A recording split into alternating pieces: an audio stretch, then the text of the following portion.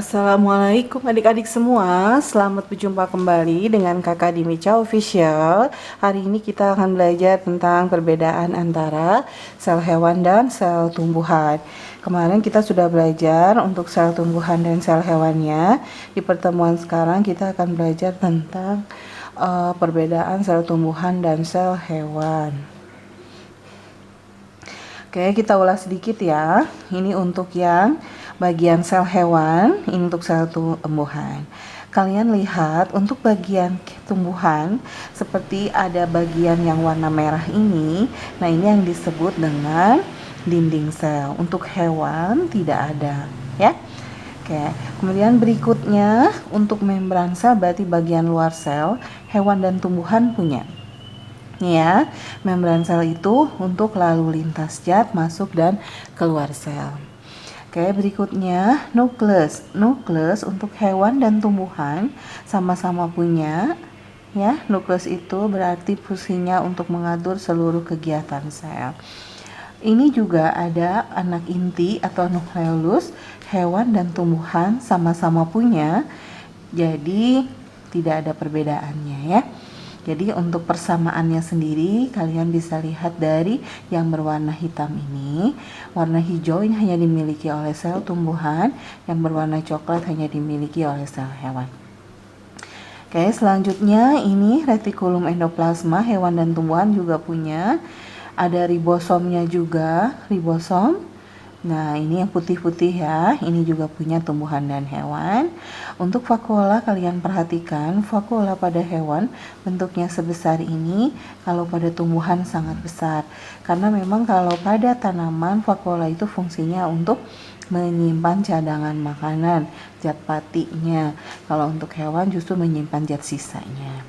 Kemudian mitochondria, hewan dan tumbuhan juga punya. Badan Golgi punya juga sebagai alat ekskresi sel. Jadi intinya persamaan untuk tumbuhan dan hewan, sama-sama punya membran sel, sama-sama punya nukleus, nukleolus, ada retikulum endoplasmanya yang halus, ada retikulum endoplasma yang kasar, ada ribosomnya, ada vakuolanya, ada mitokondria, dan ada badan Golgi. Nah, sekarang perhatikan untuk yang dimiliki oleh sel tumbuhan saja. Ini yang berwarna merah ini adalah dinding sel.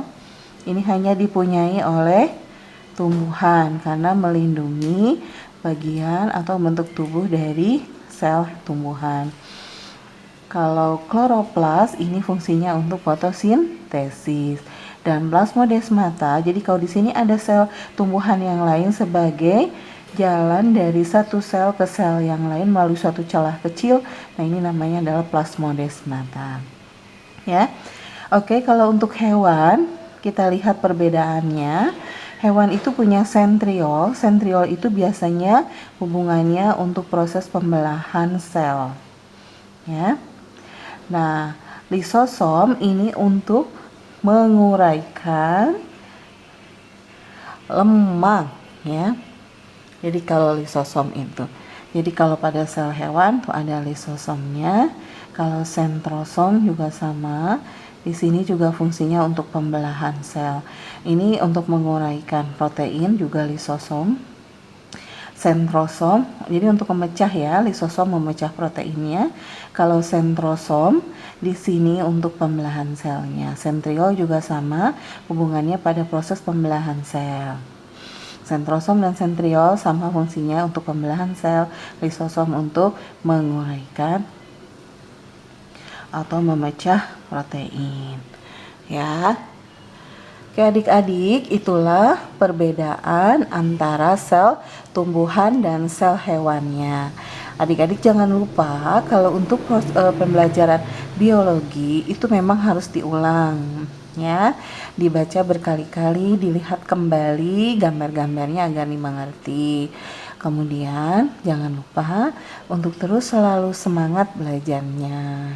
Jangan lupa subscribe, jangan lupa untuk like-nya dan share-nya dan komennya.